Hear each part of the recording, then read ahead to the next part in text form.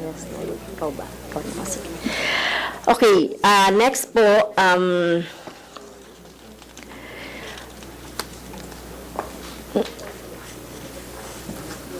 yung tungkol naman po, Madam Chair, doon sa, mahalaga po yung Madam Chair, yung ano no, yung mga technology natin na to determine po talaga, Madam Chair.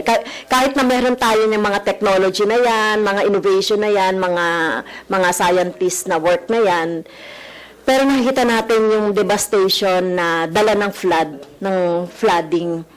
So, meron po ba tayong meron na po ba kayong pinag-aaralan, recommendation sa DPWH, sa mga local government, para ma-prevent o sa DENR, para ma-prevent talaga yung flood? Kasi talagang every typhoon na lang nakakaranas talaga ng grabing flooding. So, hindi na natin naranasan yan sa mga nakaraan. So, meron ba po ang pag-aaral ang DOST? Parang wala akong nakita dito. Although, syempre, priority nyo, nakalagay dito, disaster risk reduction and climate change adaptation and mitigation. Yung tungkol po ba sa flooding, lalong-lalo na sa Metro Manila and Central Luzon and ST or Southern Tagalog, or iba pang mga places, meron ba kayong study tungkol dyan? Kasi, Madam Chair, gusto ko kasi magkaroon talaga ng coordination ang DOST, ang DILG, ang DPWH, siyempre yung DENR, doon para ma-mitigate talaga natin yung flood. So, meron ba kayong ganong pinag-aaralan, Madam Chair? Mr. Secretary. Yeah, Madam Chair, thank you for the question. There have been many studies already on why there are floods, especially in Metro Manila. The city was in the first place, especially Manila and nearby cities, built on a river. Ancient cities all over the world were built on a floodplain simply because of the use of water for domestic travel and also for drinking. And because of this situation, certainly those cities are always flood prone. Unfortunately, the land use of not only Metro Manila but the surrounding areas like Rizal, Grabe, Rizal. if I recall, I have a lot of text messages with Congressman Kimbo during Typhoon Ulysses now. And based on the different causes of flood, ang cause talaga ng flood, sobrang ulan, sobrang tubig. Pero ang epekto ng ulan depende sa kaya pa ba ng ilog na ma-accommodate yung tubig kapag ganito ang buhos ng ulan. And so, I think the suggestion by the World Bank and by DPWH in the previous administration is to really have a water retaining structure or dam or a series of dams, and even in other areas na hindi kaya ng dam, kung flat ang area, kung may bundok, okay, is to have water retention basins. Ibig sabihin, temporarily store the water in some dams or basins and then release it slowly so that the water will not be very high. The second issue would be the land use. If we pour concrete or asphalt over our surfaces, then essentially the water will not seep through the soil and essentially will make the runoff of the water faster towards drainages, mga kanal or the ilog. So nagko-concentrate ngayon sa mga ilog and drainage, at yung drainage naman natin ay sinauna. Hindi naman sapat pa. So kailangan ayusin yan at mababa ang mga lugar. We have settled in areas that will really be flooded kahit maliit lang yung ulan. And so the combination of the increasing amount of rain with climate change and urbanization of areas will really cause a lot of flooding unless the structures that manage the flow of water will not be there. So, ganun ang mangyayari sa Metro Manila. We have the Laguna Lake or Laguna de Bai as a water retention basin. Mabuti na lang yung mga recent ulan ay dito sa Sierra Madre, hindi sa Laguna, kaya wala masyadong ba around the Laguna Lake. Hindi tulad ng Ondoy na umulan sa Sierra Madre, umulan sa Laguna, parehong malaki ang ulan, kaya nagtagal ang baha dito sa may Pasig area and the surrounding towns of Laguna and Rizal. But we need to also increase the capacity of Laguna Lake. Bumababaw po ang Laguna Lake, and so with time, it will get shallow and shallow. Then people in the surrounding towns of Rizal, Laguna, and Metro Manila will can be threatened by additional flooding. So the overall solution, of course, is engineering intervention, but we also need to retain green spaces up there in the mountain. Kasi pag puro subdivision yung bundok, diretso lang sa Metro Manila yung tubig. But we need a lot of water retention basins and dams, not only for flood control, but also to conserve the water because of the threat of climate change. So yun po yung ano. But alam na po yan ng mga existing agencies eh. Kailangan lang, I think for me, is the also the enactment of the National Land Use Act, so that we can have at the national level a very good law, but even the local government should be implementing their land use. But we cannot just allow the local level to implement their own land use. Dapat meron kang integrating land use sa regional and regional level, at least provincial and regional level. Thank you, Madam Chair. Kasi during the budget deliberation of the DPWH, kino-confirm niya rin na walang talagang National Flood Management Plan. Okay, so walang master plan, especially yung mga 18 river major basins dito sa Pilipinas. So sa tingin po ba ng DOST, magandang magkaroon ng isang national plan para maging effective yung mga flood control natin dito sa Pilipinas? Imagine, Madam Chair, kung kukwentahin natin, more than 1 trillion na yung binabudget natin sa mga flood control, yung mga mitigation na yan. Ito ang 5,500. Kayo noon, alba, yung mga flood, may map ba kayo ng mga flood-prone areas? Tapos yung plano, baka pwede magkaroon kayo, no? Yung executive, Madam Chair, including other related agencies, DENR, DPWH, DOST, magplano kayo, no, kung paano talaga masusolusyonan itong flooding natin. Kasi, paano natin mariretain ang wealth? Ito nga si Kong Arlene, hindi binabaha ang bahay niyan sa UP. Pero tuwing babagyo, talagang hanggang tuhod ang baha. Ngayon nila naranasan. Yung mga lugar na hindi nakakaranas ng baha, nakakaranas. So ito, ayan o, sa bahay niya, sa loob ng bahay niya. So, Madam Chair. Hindi na magbabago. Madam Chair, if I may say, maybe we need to look at per river basin. We need to have an integrated river basin management from upstream down to the downstream, the areas that can be affected. There need to be multiple things that need to be done, no? Kasi yung mga dating binabaha na hindi, baka problema yan sa kanal o drainage. Pag sobrang buhos ng ulan, hindi ma-accommodate. Lalo na pag ini-espalto natin yung mga lugar o sementado, kasi maraming paved na ngayon, talagang kahit hindi dapat bahain, dahil nga walang pupuntahan yung tubig, babain. But those are essentially a drainage issue. Pero yung iba-iba po kasi yung flood eh. May river and flooding, yung malalaking ilog, binabaha. Maganda na po ang ginawa natin dyan, but yung protection ng ating mga environment, yung mag-ano ka ng mga green spaces, that can be done in an integrated river basin management. That's actually a normal way of doing things, but different effort should be integrated. Now, to do this, siyempre ang DOST po ay nasa research and development. So one of the programs that I mentioned earlier is the NICER, the NIT Center for R&D in the region. And one of the NICER center that we have developed is the Smart Water Infrastructure Management in Isabela State University. And of course, they coordinate with other universities within the region and nationally. This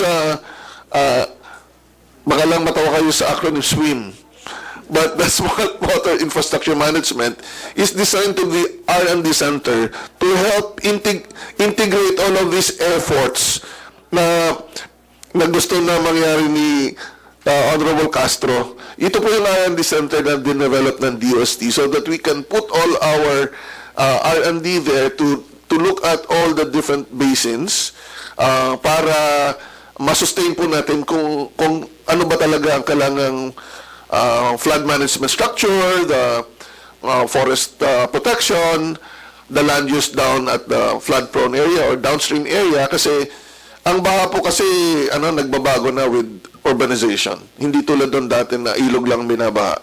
Pati yung mga houses binabaha na kasi nga wala nang pupuntahan yung tubig. So this is an effort that must be planned well.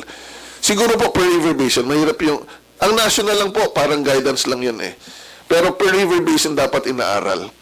So that's why yung R&D center natin na tinayo natin sa Isabela State University can be very helpful. Madam Chair, di ba isang oras? So, tama yung sinasabi ni Secretary, Madam Chair. So, hindi lang talaga yung flood management. I mean, kabit-kabit talaga, no? Problema. Kahit nga nagkakaroon tayo ng National Greening Program, yan, isa pa yan. Sinasabi nga, dapat green. National Greening Program, mukhang hindi rin effective eh. Mukhang problematic din itong program na ito eh. Kasi habang nag-greening ka naman, tuloy-tuloy naman yung mga quarrying, tuloy-tuloy naman yung pagbibuild ng mga subdivision, tuloy-tuloy naman yung mga na nakakapagpigil talaga no sa pag-flow ng water just in case. Katulad na lang sa Marikina, watershed, no? Parang 11% na lang yata yung mga natitira doon kasi yung iba, ayan magagalit na naman si Kong Stella kasi babanggitin na naman yung Marikina na binabaha. Problema talaga yun, ano? Kaya talagang hindi lang talaga sa research at saka DPWH ang problema, sa DNR ma-ano rin to, no, ma-resolve din. At makita talaga natin once and for all. Hindi naman masama yung pag-unlad eh. Sabi nga ng kanta, di ba? Hindi naman masama yung pag-unlad. Wag lang sisirain talaga yung ating kalikasan. So, pag nasira na talaga yung kalikasan, tao rin talaga yung maapektuhan. So, yun na lang, Madam Chair, yun lang yung mahalaga kong mga ipo-point out. May I ask na lang, Madam Chair, kung meron kayong fault map, yung fault map, meron din po ba kayong flood-prone areas map, yung updated na, based doon sa yung hazard maps, meron din po ba kayo, Madam Chair? So, yun, baka pwedeng ma-submit po. Thank you. Yes, sir. Secretary. Yes, ma'am. If you just type using search engine Google, type Hazard Hunter PH. This is the only app in the world that you can look at all the assessment in one app. Hazards for flood, hazards for volcanoes, hazards for earthquake, Hazard Hunter PH. We have put it out in 2019. And if you're interested, for example, in knowing yung sa BGMP, I can show you the figure of where the fault is exactly and which buildings are transected. And so, even your house, ma'am, if you want to know all the hazards that can affect your house, you can do that in less than 1 minute. UST developed. Yes. This is one of the app that we developed. And even the planning app, yung PlanSmart. PlanSmart can really help you recover or plan better for any... Bakit hindi natin? Yeah, Hazard Hunter PH. Hazard Hunter PH. PH po para Philippines kasi may ibang hazard hunter sa Amerika pero kailangan hiwalay natin. And just to give you, we're excited on this kasi ang tingin ko ang kulang sa atin is planning eh. So we will develop a planning program called the Geospatial Analytics and Technology Solutions Program, where we plan to gather all the data that we have and put it in one platform so that we can analyze better the problem. Of course, we will start with the concerns of the UST, but for disaster risk reduction, we will scale that up. Kasi nga, nasaan yung flood control, di ba? Anong nangyayari sa forest? Everything can be incorporated if we have different data from different government agencies and shared in one platform so that we can analyze it better and provide the best possible solution.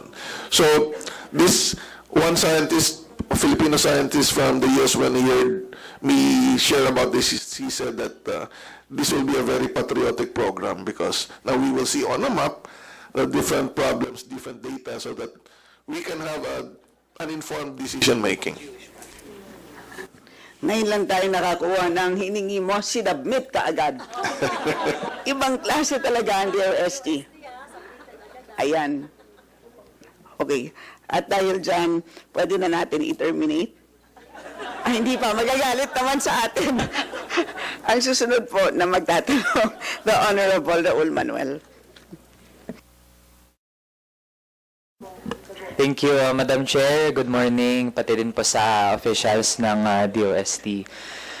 Madam Chair, bago ilan din sa mga tungkol sa programs ng DOST, kasi natanong ko rin ito sa CHED dahil nga may pabalita na na-introduce as new member ng National Task Force LCAC ang head po ng DOST. So nais lang nating malaman, Madam Chair, kailan nag-start yung membership ng DOST sa NTF LCAC?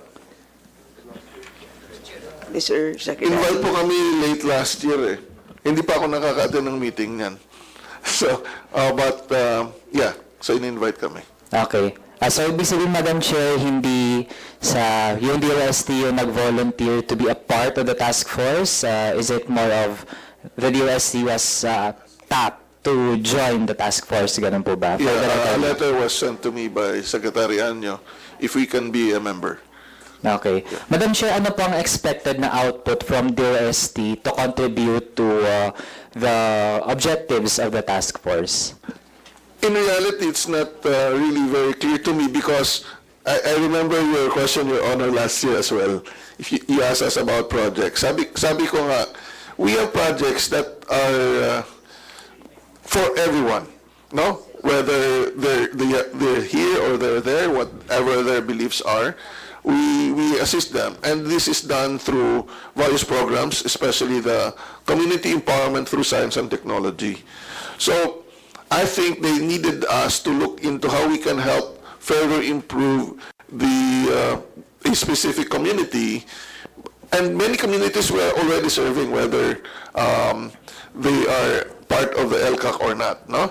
And as mentioned earlier, we have 5 entry points: disaster management, environmental protection, health and nutrition, livelihood or enterprise, and education. Yun po. So, siguro they're tapping us on this aspect because we have proven that we can really help the community.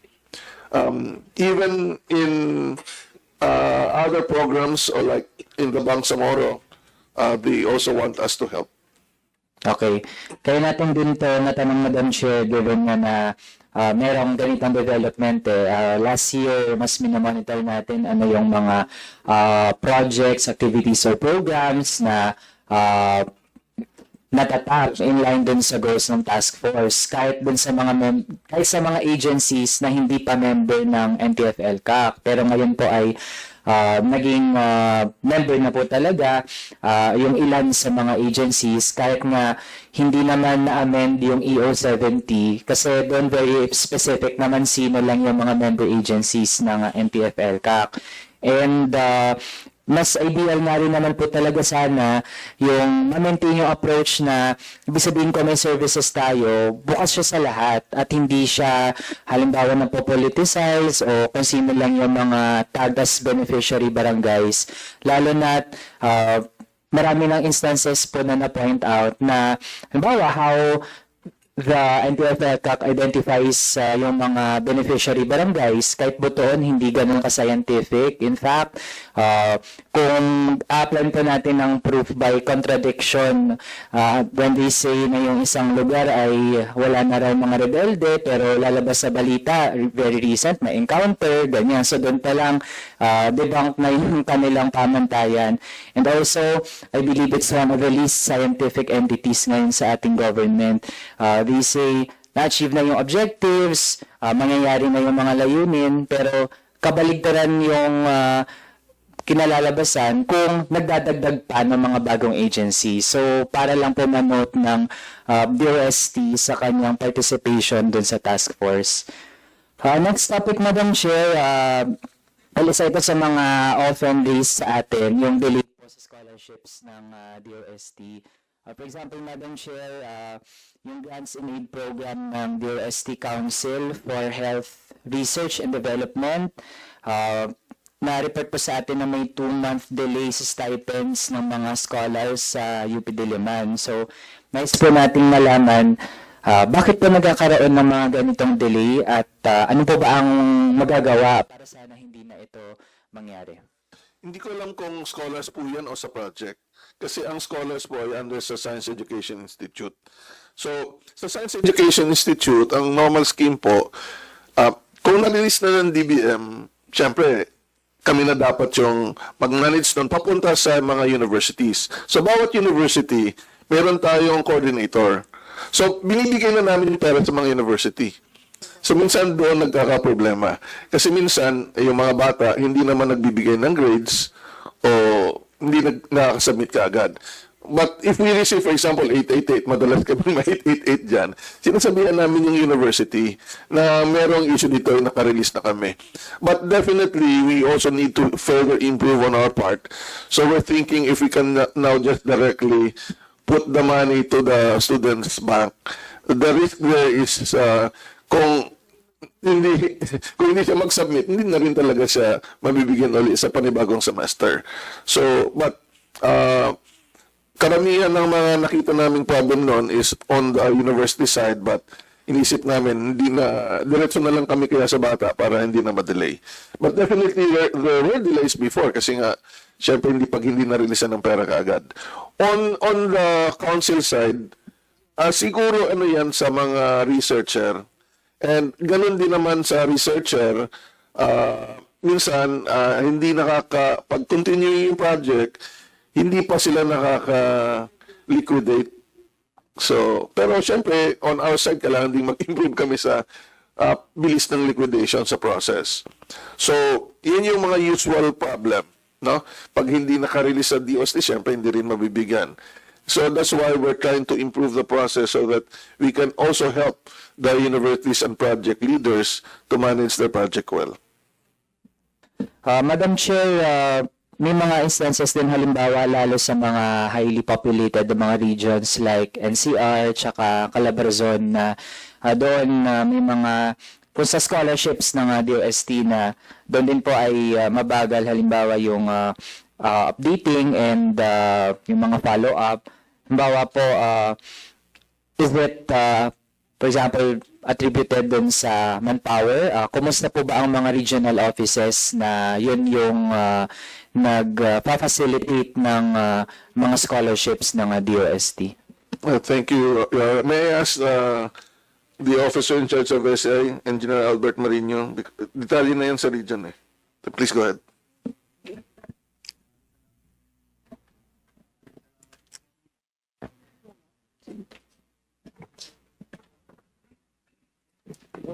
Director Marino, yes, you're recognized. Yes, Madam Chair, yung pong primary reason bakit po nadidelay yung aming ay doon po sa cash program po namin ay hindi po enough para ma-disburse po namin kaagad yung aming stipend doon sa aming mga universities at doon sa mga scholars po namin. Because nagkaroon po kami ng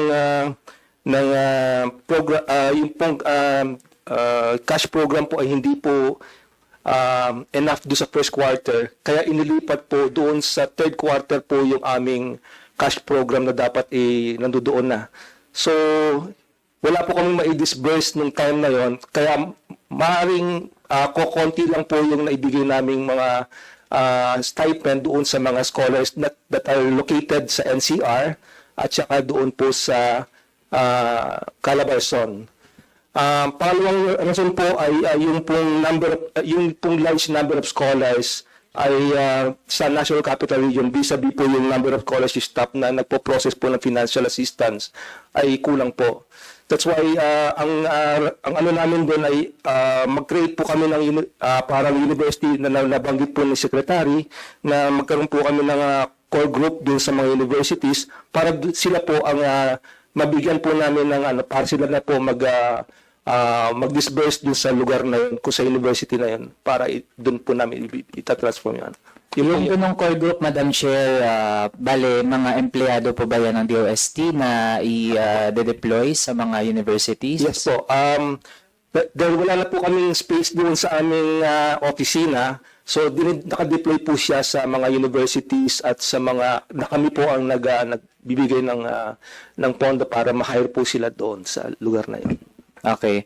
Madam Chair, in terms naman din sa number of scholars, kasi nabanggit din sa presentation, are we eyeing na taon-taon ba ay tumataas yung number of beneficiaries ng DOST scholarships? Yes, Your Honor, we plan to increase the scholarship. But let me just share with you that that's the intention. We hope that many will pass the qualifying exam. Kasi may standard po tayong. And so that will also be dependent on our education from primary to elementary to high school. Kasi kailangan natin yan na ma-improve din. Thank you. Okay, thank you, Madam Chair. Next po, tungkol naman sa... Kong Raul, Yes, Madam Chair. pwede ko bang itanong? Sir, did you say na merong cash shortfall? Doon po sa cash program po, di ba every quarter po yung cash program natin. Nagkakaroon po Sir, kami hindi nag-release ang DBM. Opo. Ganun po yung nangyari. May we know how much you needed and how much the shortfall was? Yung shortfall po is 500 million for the first quarter po. That was the shortfall. So, 500 M. So yun po ay dinala po sa third quarter po natin. Anong dahilan po kung bakit hindi sila nag-release? Hindi po nagtugma yung aming cash program doon sa dapat i-release ng DBM. So ang cash program po namin doon sa nakasubmit doon ay based po doon sa dati naming sistema. Do you want to ask DBM? Yes, do we have Pwede ba natin tanungin sa DBM para ma-solve natin to? Kasi kung hindi natin to ma-solve, mangyayari ulit. Ilipat ulit nila. Tas Yes. Nasaan po si Madam DBM?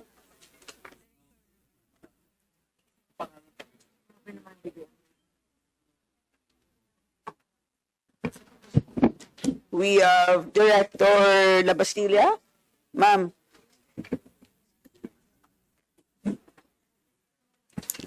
Good morning po, Good morning. Madam Chair, Your Honor. Joanna Galarpe po, Assistant Director of the Budget and Management Bureau F, handling the DOST. Yes. So, Are you familiar po with this situation? yes po. Actually, ma'am, to provide context, the DBM uses the monthly disbursement program as submitted by the agency when we release yung cash allocation sa agency. So the MDP, which Director Marino is mentioning earlier, ang agency po, ang implementing agency ang nagpa-prepare. So that should contain kung ano po yung kanilang projected need for cash for a certain period or certain month and quarter. So for the first quarter released, which this is based on the MDP which the agency submitted. So yun yung sinabi nila sa DBM na kailangan nilang allocation ng cash. So yun po yung aming nirelease sa kanila. So na-mention din po kanina na initially they program on the third quarter. So kung sakasakali na dun sa kanilang cash program is hindi siya reflective dun sa kanilang actual need talaga o kulang, they could actually request sa amin for additional NCA just in case yun po talaga yung kailangan nila, and we would evaluate if kaya pong i-accommodate within po dun sa total disbursement program ng National Government Agency. So far, wala naman pong nakapending sa amin for additional NCA for that purpose. That's all po, Madam Chair, Your Honor. Hindi po kayo nagsubmit ng request? Nag-request po kami ng additional appropriations doon sa aming requirement. So hindi na-approve ng DBM yung time na yun. So ang sabi po nila ay hintayin po namin yung July cash program po na nakaalat po sa amin at doon po namin binasi yung Director, can you confirm that you received such request for additional cash? Madam Chair, if the BUSC could give us the barcode number so we could track then what happened dun sa mismong request that they sent. But right now, kung sakaling may kailangan na po silang cash na additional, this is a messaging that you could actually submit, then we would evaluate po kung kompleto ng supporting documents para po matignan din namin kung may merit siya to release additional funding. So, we just need the barcode and we would trace what happened dun sa request, and we could submit probably a report to the committee pag nabalikan po namin yung mismong request that they sent.